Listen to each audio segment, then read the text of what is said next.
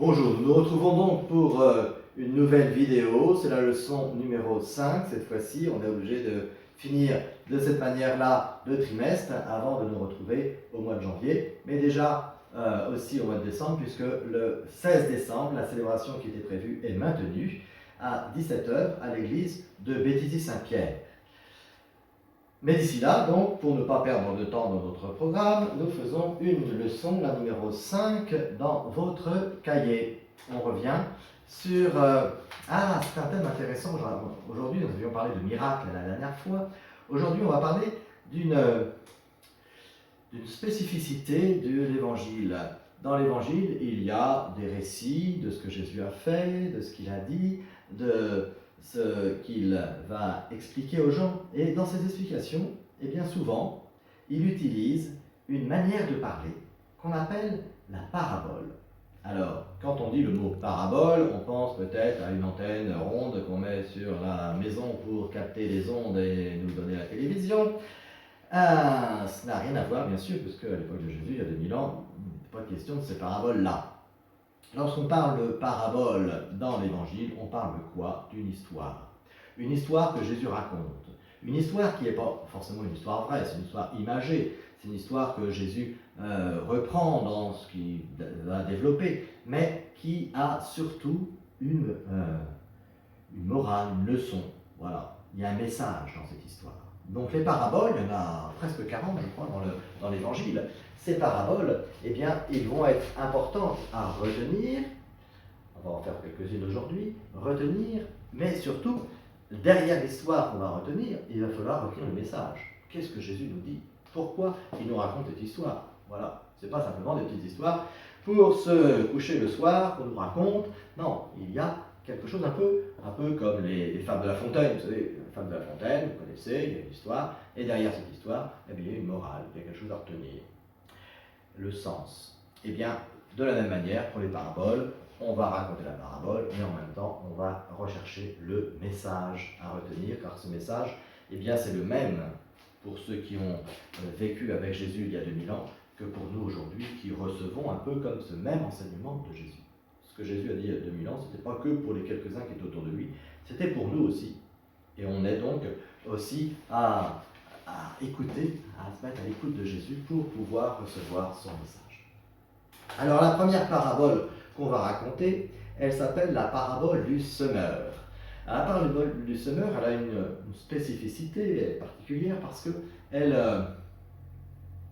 est la seule que Jésus raconte et après qu'il l'explique. Alors comme ça on est sûr de ne pas se tromper de message puisqu'il va l'expliquer. Alors, qu'est-ce qu'il raconte Jésus dans cette parabole? Un semeur. Un semeur, vous savez maintenant que pour semer dans les champs, il y a des machines, les semoirs. Alors qu'à l'époque de Jésus, on travaillait la terre avec une petite charrue derrière un bœuf ou un cheval, et puis après, il fallait semer à la main.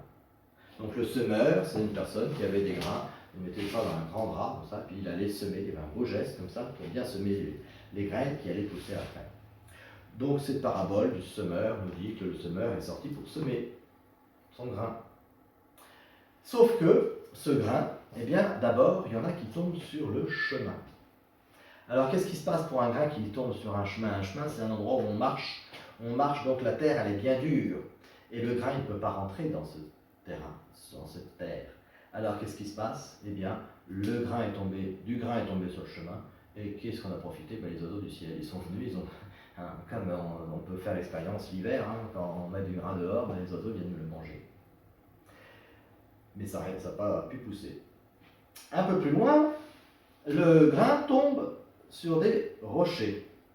Alors les rochers, il y a un peu de terre sur les rochers, mais pas beaucoup, le sol est très dur. Alors qu'est-ce qui se passe? Le grain qui tombe dans la petite terre qui est autour des rochers, il va trouver, pour essayer de pousser, il va commencer à pousser. Il y aura une petite tige qui va sortir, et puis quand il y a du soleil, qu'est-ce qui se passe quand il y a du soleil? Eh bien, la plante a besoin d'eau. Alors elle va chercher l'eau où? Dans ses racines. Et s'il n'y a pas assez de racines parce qu'il n'y a pas assez de terre, eh bien la plante se dessèche. Le soleil est arrivé, le grain qui était tombé dans les rochers a séché. Un peu plus loin, le semeur a laissé tomber du grain dans des ronces. Alors dans des ronces, là, il y avait de la terre. Donc, du coup, le grain, il a pu aller dans la terre et commencer à pousser. Sauf qu'il n'y avait pas beaucoup de lumière, pas beaucoup d'air. Alors, du coup, eh bien, le grain, il a été étouffé. Et il n'a pas pu pousser comme il aurait dû.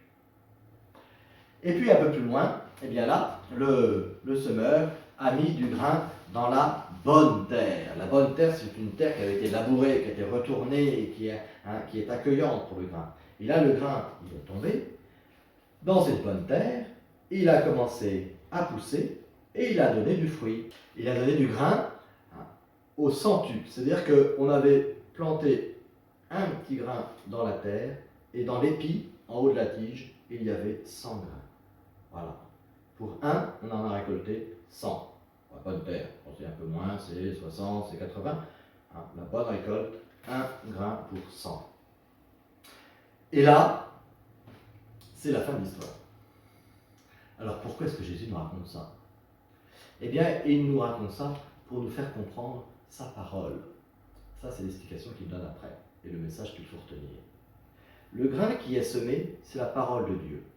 Dieu qui s'adresse à nous. Et nous, on est la terre qui reçoit la parole du Seigneur. Sauf que, comment on peut la recevoir? Si on est fermé, on n'écoute pas, on nous raconte des trucs, mais on n'écoute pas, on s'occupe d'autre chose. Eh bien, la graine, elle ne rentrera pas en nous. Elle ne portera aucun fruit, il n'y aura pas de résultat. Et elle sera gaspillée, elle sera mangée par les petits oiseaux qui passent sur le chemin. Si nous sommes comme un chemin, une terre pierreuse, eh bien, le grain, la parole de Dieu vient jusqu'à nous. Elle commence à apporter quelque chose. Et puis, il n'y a pas de racines, c'est superficiel. On s'est intéressé à ça, mais on s'intéresse à d'autres choses de la même manière. On met Dieu au même niveau que la publicité ou je ne sais quoi, de jeux vidéo ou autre. Il n'y a pas de différence. Pour nous, c'est la même chose. Eh bien, forcément, il n'y a pas de racines. Alors, dès qu'il y a d'autres choses qui se présentent, eh bien, on oublie. La troisième terre, c'est les ronces. Et là, pareil, la parole de Dieu, elle vient en nous, mais on ne l'a pas bien accueillie et on l'étouffe dans d'autres activités. Et petit à petit, eh bien, on ne l'écoute plus. Et elle ne peut pas porter du fruit. Et enfin, la bonne terre, elle va porter des fruits. Alors, du coup, le résultat, c'est de se dire, cette parabole nous invite à être une bonne terre. Sauf que la bonne terre, demandez aux agriculteurs ce que vous en connaissez, elle n'est pas bonne terre par hasard. D'abord, il y a des terres meilleures que d'autres au départ, mais en plus, il faut la travailler. Il faut la remuer, il faut la sortir, il faut sortir le dessous par le mettre au-dessus, il faut la labourer, cette terre. Eh bien, si nous travaillons notre cœur à faire le bien, eh bien, on sera une bonne terre pour accueillir la parole du Seigneur. Et elle portera des fruits. Nos efforts seront multipliés parce que le Seigneur viendra à nous. Voilà ce que nous dit cette première parabole. On l'appelle la parabole du semeur. On va en faire une deuxième. Après la parabole du semeur, on nous parle dans notre cahier du grain de sénévé et du levain. Alors le grain de sénévé, alors là il faut se dire que pour écouter cette parabole, il faut écouter l'introduction que Jésus nous donne. Il nous dit, le royaume de Dieu c'est comme. Ça veut dire que le message qu'il y a dans cette parabole, comme dans presque toutes les paraboles, c'est de comprendre le royaume de Dieu. Voilà. On nous dit qu'on est fait pour aller au ciel un jour, mais c'est quoi ce ciel? Comment ça sera? Alors Jésus nous répond, pas tout à fait pour notre curiosité de savoir comment ça sera, parce que ça on ne peut pas le savoir, mais il nous parle de manière beaucoup plus profonde du royaume de Dieu, à travers ces paraboles.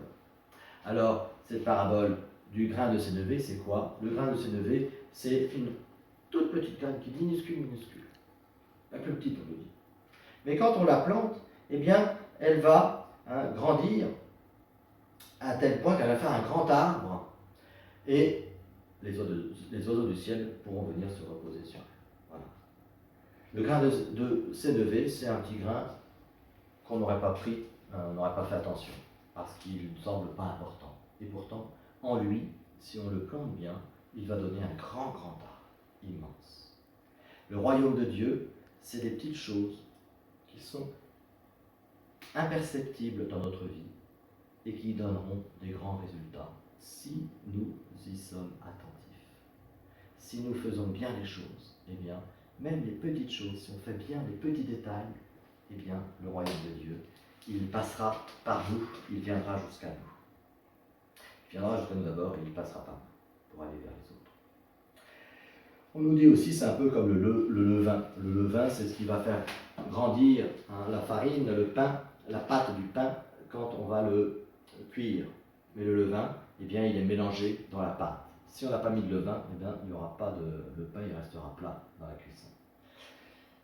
Là, le levain, ça se voit pas quand on le met, mais finalement, ça change tout. Vous voyez, la prière, c'est un peu comme ça. La prière dans notre vie, si on prie, si on fait bien sa prière tous les jours, tous les soirs, avant de se coucher, ça se voit pas. C'est pas écrit, c'est pas marqué, mais ça change tout. Dans notre vie, ça change tout. Au début, on a l'impression que ça change rien, ça ne change pas grand-chose, c'est imperceptible.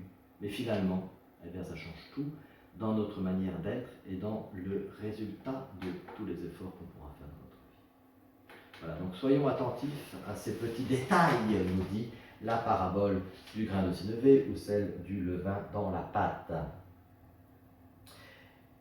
Il y a aussi la parabole du grain et de l'ivraie. Vous voyez, il y a souvent des paraboles autour de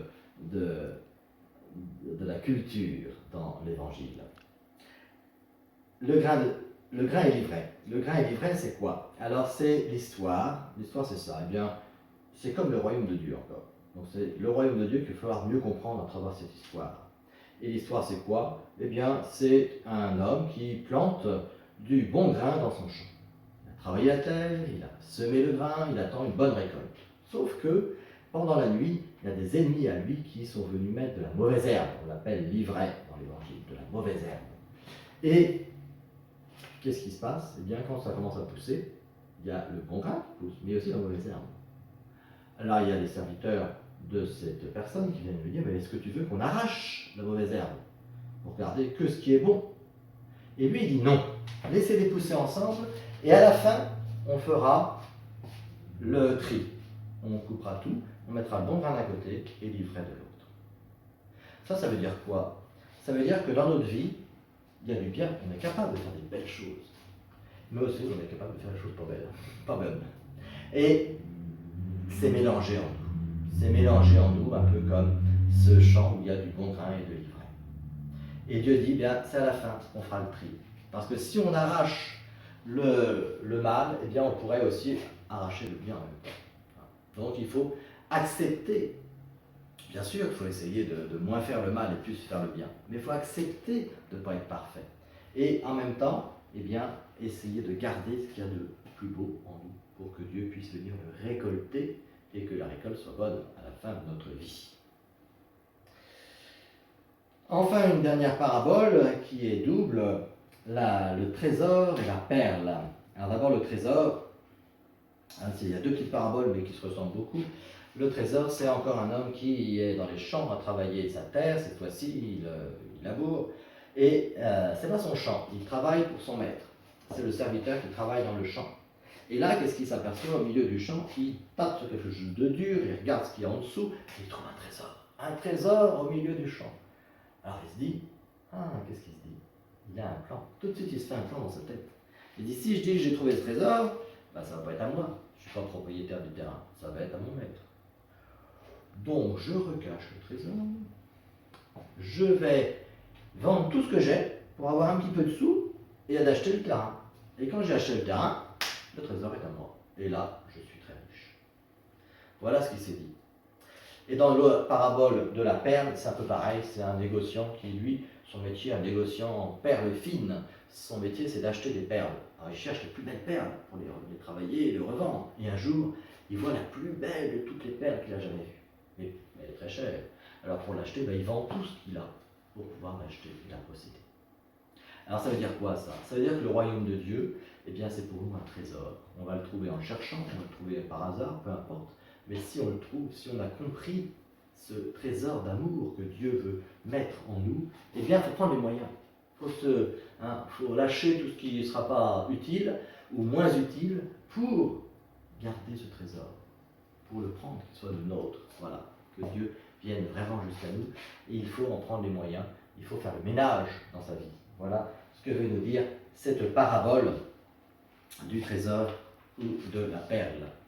Nous allons donc avoir, comme cela, une trentaine d'histoires dans l'Évangile qu'on appelle des paraboles. Retenez bien ce mot, et puis essayez de retenir l'une ou l'autre, à chaque fois, le message qu'il y a derrière, pour que nous comprenions mieux ce dont Jésus veut nous parler, c'est-à-dire du royaume de Dieu. Il vient nous dire, eh bien, vous n'êtes pas fait pour rester toute votre vie sur cette terre. Un jour, eh bien, il faudra aller au ciel. Et pour ça, il faut être prêt. Notre vie sur terre, c'est un peu pour nous préparer, voilà, pour nous préparer, pour être digne d'être accueillis dans le ciel après notre vie. Et nos choix d'aujourd'hui, eh bien, ils nous aident à cela. Voilà donc pour les paraboles, voilà pour les quelques paraboles de la leçon numéro 5. On se retrouve le mercredi 16 décembre à 17h à l'église de Béthilly-Saint-Pierre et on vous donnera à ce moment-là le programme pour le deuxième trimestre. Ce programme, vous pouvez le trouver aussi déjà sur Internet, on le mettra, pour avoir l'alternance des leçons à partir du mois de janvier. Et puis, vous l'aurez physiquement, ce programme, à la célébration du 16 décembre. À très bientôt, au revoir.